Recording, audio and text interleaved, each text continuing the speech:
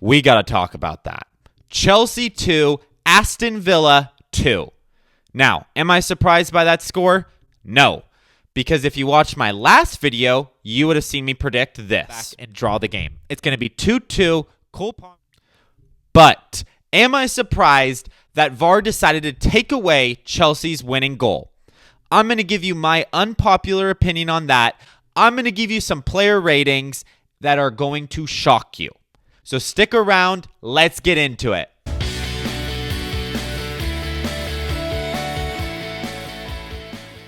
All right, now before we get into it, hit that like button and subscribe. It helps me out a ton as a new Chelsea podcaster. I cannot wait any longer. I am dying to talk about this. The game-winning goal that Axel Disasi scored was taken away by VAR due to a foul on Ben Badiashile in the lead-up. Now, was this a foul? The simple answer is this. Yes. Before you get on my case, was this the right decision by VAR to roll it out? No. Now, how does that make sense? Let me explain by giving you a great example. Now, if you're a Chelsea fan, you probably have to go back in your mind and unblock this because you wanted to forget about the horrific Arsenal 5, Chelsea 0. But if you can think back to maybe, I think it was the second or third goal, Madueke's on a break. Gabriel decides to just take him out from behind, not getting any ball, pushing him over in the back. Odegaard gets the ball. Credit to him, plays a beautiful ball to Kai Havertz. Kai Havertz scores a goal against us and celebrates like a clown. Do you remember that? I thought while watching the game, okay, that's fine because they're going to roll it out because Gabriel just took out Madueke, right? VAR didn't intervene. Was that 10 times more clear than this one? Absolutely. So the reason that VAR shouldn't have rolled it out is because they are not rolling out literally anything for fouls unless it is clear and obvious. And that little push in the back, while it is a foul, and if it was called before the play, I would have been fine with it. But the fact that they took away the goal because of that is crazy. Like, I try to support VAR, and I want to know your guys' thoughts on this. So please let me know because I love making these videos to talk to you guys. But it's just like VAR is just inconsistent. Like, I love the idea of VAR. I think Poch even said it the best earlier in the season when he said, I don't have a problem with the car, I have a problem with the driver. That's the best example. They're inconsistent. By their standards this season, would 100% should not have been ruled out. But it was a foul, so let's just hope that they can start being consistent so we know what to expect. All right, now this is the starting 11 that Poch decided to go with. Do I have any complaints? Honestly, before the lineup, when I saw the lineup come out, I didn't.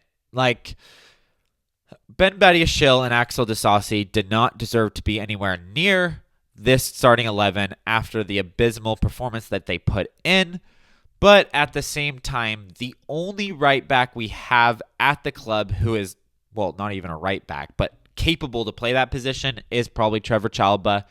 So he had to start one of them to put Trevor there. I think it was fine. Let's just do some player ratings right now. In goal is Petrovic. Petrovic is going to get a 5. He conceded 2 goals. Weren't really his mistake. At the same time, he didn't really do anything amazing.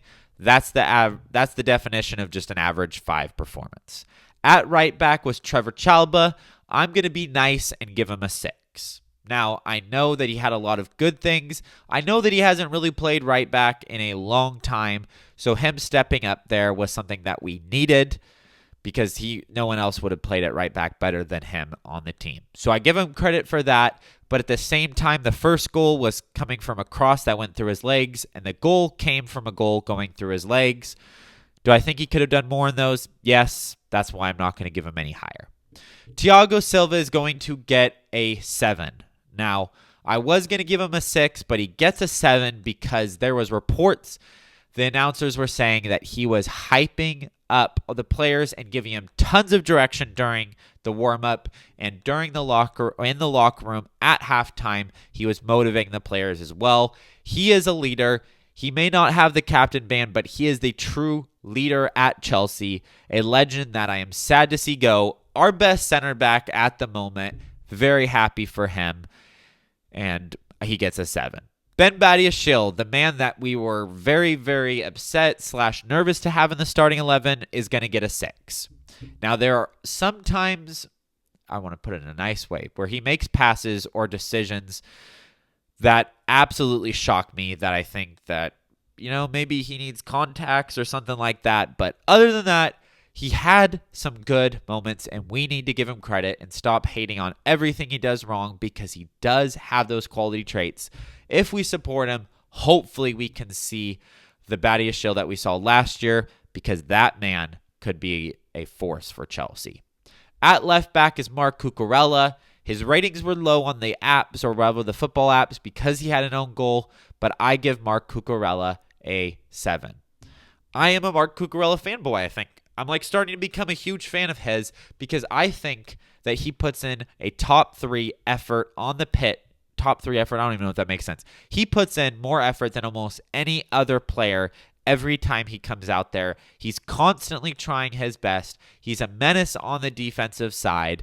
I love Cucurella. I want him to stay, and I was happy with his performance.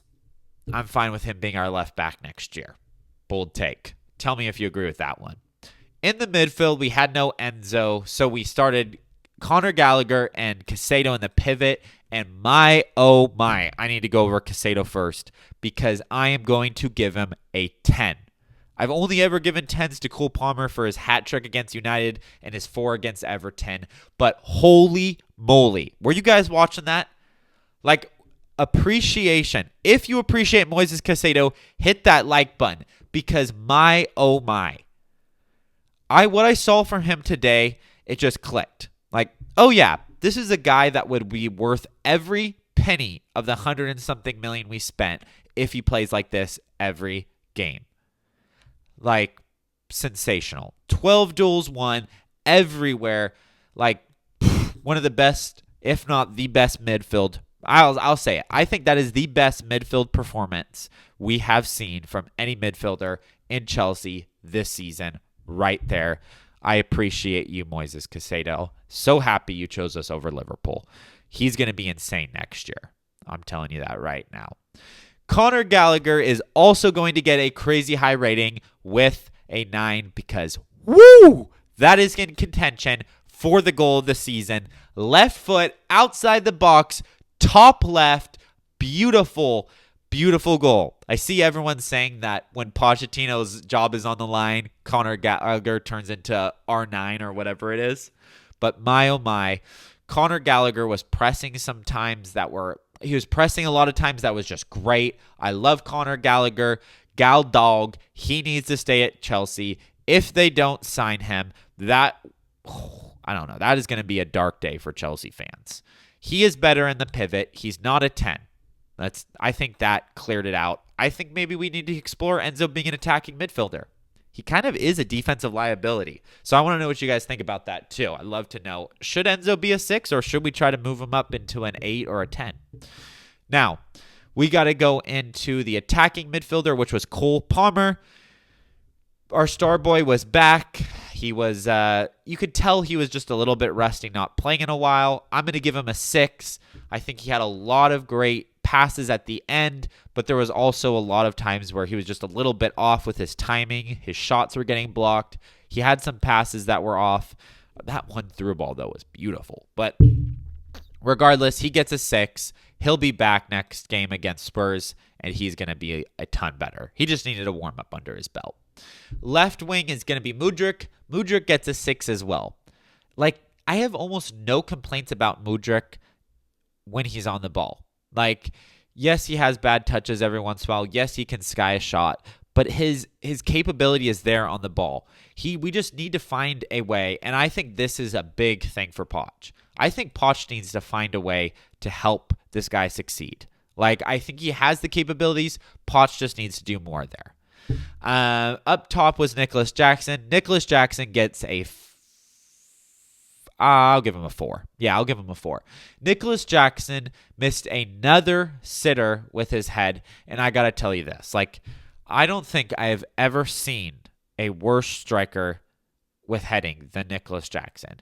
Maybe he's not. I know Poch has hinted at him not being an actual striker at some times, but he cannot do that. I remember it was a couple games ago, he had a header coming in, and he literally was like this and hit it with his hand. It's just embarrassing at this point. He's missed so many headers that I think that 19 other strikers in the Premier League would have made. So I don't want to be a Nicholas Jackson hater. He did some things well on the build-up, but like I said before, I'm just not a fan of Nicholas Jackson. Every fan has their players they like, probably more than the average, like Cucurella. Some of them have the ones they dislike. Jackson's mine for that. Like that he shaved his head, though. I think that shows that he's not focusing on his hair as much, but football. So I'll give him credit for that. All right, but moving over to the right wing, Nani Madueke is going to get an 8. Yes, he had a goal. Yes, he had an assist. His assist was 99% Conor Gallagher. Don't want to take that away from him. But his goal was good, being in the right place at the right time. And I love the way he was just attacking Lustig on that side. He's got so many great quality traits for a right winger. But you could still see just after the game barking at the ref, just his immaturity is there. I've talked about it a lot. He is just not the finished product right now. He needs to just, I think he just needs a couple more years. I don't know if he should get the time. I would honestly love to see him on loan. I know that's probably a hot take that most people would disagree with. I think he needs a loan for a while just to build up his confidence, build up his maturity, and then he'd be ready for Chelsea. But regardless, I'm very thankful for him. I think he earned himself a starting spot. He was incredible on that right side with the dribbling. Hopefully he can learn to connect better, but regardless, he got an 8. Phenomenal performance from Nani Madueke. But those are my player ratings. Let me know what you think down below. Last thing I want to talk about is Poch and our performance. Now, everyone is hurt by that VAR call, but honestly, we were the better team. We played better than Aston Villa were 4th. At Villa Park, where only 2 teams have beat them this season. So, I think we should walk away with our heads held high. We can still get that 6th place. We just have to beat Spurs now and have to win out. Yes, that's easier said than done, but we should be positive. I do think that we showed character to come back from 2-0, which should not be taken lightly. We finally did it. We broke the curse. We came out better in the second half. A lot of positives to take away. Let's have that good energy and come back for a starting 11 to beat Spurs coming out this Wednesday. I'll see you in the next one. Come on, Chelsea.